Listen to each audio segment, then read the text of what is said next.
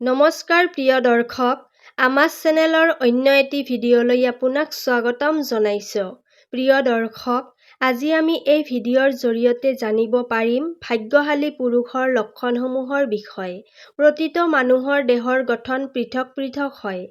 সামুদ্ৰিক শাস্ত্ৰ অনুসাৰে মানুহৰ দেহৰ গঠন আৰু দেহত থকা কিছুমান চিনৰ আধাৰত যিকোনো পুৰুষ বা মহিলাৰ জীৱন আৰু তেওঁলোকৰ ভাগ্যৰ বিষয়ে কিছু অনুমান কৰিব পাৰি।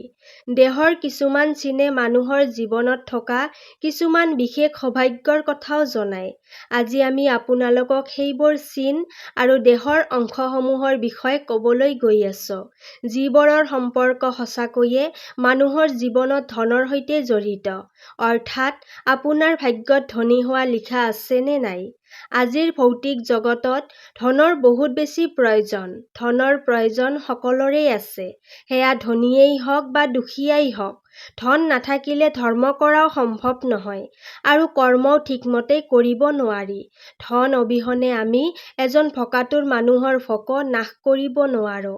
সামুদ্ৰিক শাস্ত্ৰত উল্লেখ কৰা এইবোৰ চিন আৰু দেহৰ গঠনৰ আধাৰত অনুমান কৰিব পাৰি যে কোনবোৰ পুৰুষ বেছি ভাগ্যশালী আৰু তেওঁৰ জীৱনত ধনী হোৱা লিখা আছে। এইসকল মানুহে নিজৰ লগতে নিজৰ পৰিয়াল আৰু জীৱনসংগীৰ বাবেও বহুত ভাগ্যশালী হয়। তেওঁলোকৰ বাবেই গোটেই পৰিয়ালটো সুখেৰে জীৱন যাপন কৰে। প্ৰিয় দৰ্শক, তেন্তে জানো আহক পুৰুষৰ দেহৰ কোনবোৰ গঠন আৰু দেহত কোনবোৰ চিন থাকে, যিয়ে তেওঁলোকক ভাগ্যশালী হোৱাৰ সংকেত দিয়ে। কিন্তু তাৰ আগতে যদি আপুনিও বিচাৰে যে মা লক্ষ্মীৰ আশীৰ্বাদ সদায় আপোনাৰ সৈতে থাকক, তেন্তে এই ভিডিঅ'টিত এটা লাইক কৰিব আৰু লগতে চেনেলটো ছাবস্ক্ৰাইব কৰিব আৰু কমেণ্ট বক্সত জয় মা লক্ষ্মী বুলি নিশ্চয় লিখিব।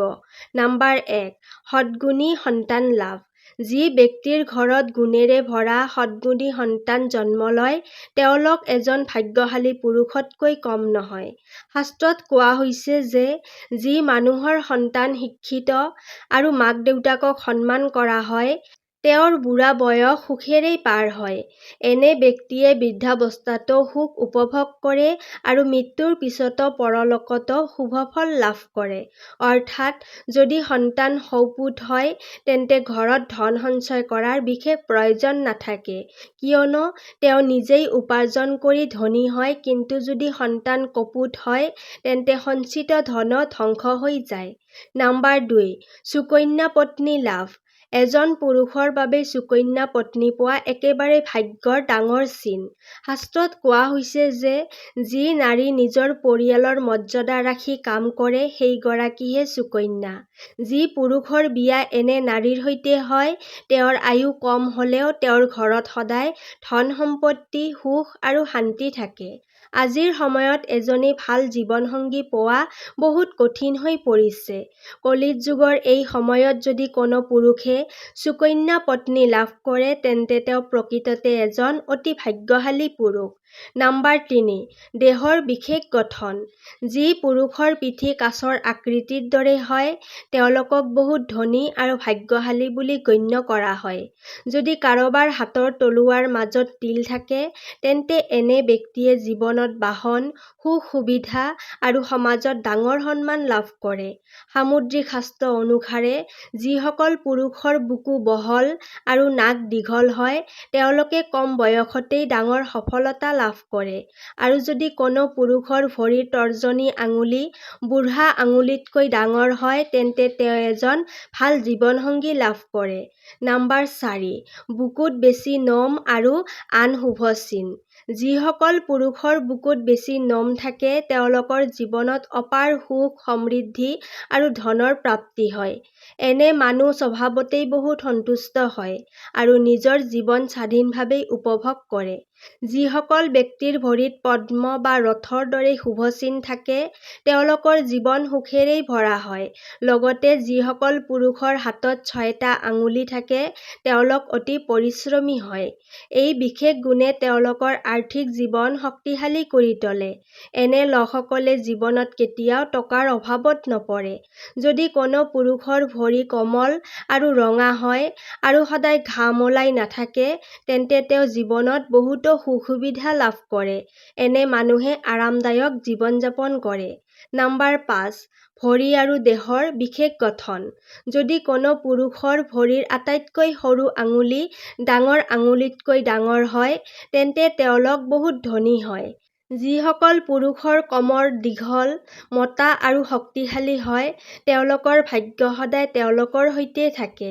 লগতে যিসকল পুৰুষৰ কান্ধ বহুত বহল আৰু শক্তিশালী হয়, তেওঁলোকে শান্তিৰে জীৱন-যাপন কৰিবলৈ ভাল পায় আৰু সদায় নিজৰ পৰিশ্ৰমৰ ওপৰত বিশ্বাস ৰাখে। নাম্বাৰ 6, ডিঙি আৰু হাতত তলুৱাৰ বিশেষ গঠন। সৰু বা সাধাৰণ আকাৰত ডিঙি অতি শুভ বুলি গণ্য কৰা হয়। যিসকল পুৰুষৰ ডিঙি বেছি দীঘল নহয়, তেওঁলোকে জীৱনত বহুত ধন উপাৰ্জন কৰে আৰু বহুতো সফলতা লাভ কৰে। লগতে যিসকল পুৰুষৰ হাতত তলুৱাৰ মাজৰ অংশ অলপ ওপৰলৈ উঠি অহা ধৰণৰ হয়, তেওঁলোক অতি উদাৰ স্বভাৱৰ হয়। এনে মানুহে আনৰ সহায় কৰিবলৈ কেতিয়াও পিছ পৰি নাথাকে আৰু সুখ-শান্তিৰে জীৱন-যাপন কৰে। নাম্বাৰ 7, ভৰিৰ সৰু আঙুলিৰ বিশেষ গুৰুত্ব। যিসকল পুৰুষৰ ভৰিৰ আটাইতকৈ সৰু আঙুলি বাকী সকলো আঙুলিতকৈ ডাঙৰ হয়, তেওঁলোকে জীৱনত কেতিয়াও ধনৰ অভাৱ নাপায়। এনে লোকসকলে বহুত ধন উপাৰ্জন কৰে আৰু তেওঁলোকৰ ওপৰত সদায় দেৱ-দেৱীৰ আশীৰ্বাদ থাকে। তেওঁলোকৰ জীৱনত সুখ-সুবিধাৰ কোনো অভাৱ নাথাকে আৰু তেওঁলোকে নিজৰ জীৱন বহুত আৰামেৰে পাৰ কৰে। নাম্বাৰ 8, হাতত শুভ চিনৰ গুৰুত্ব।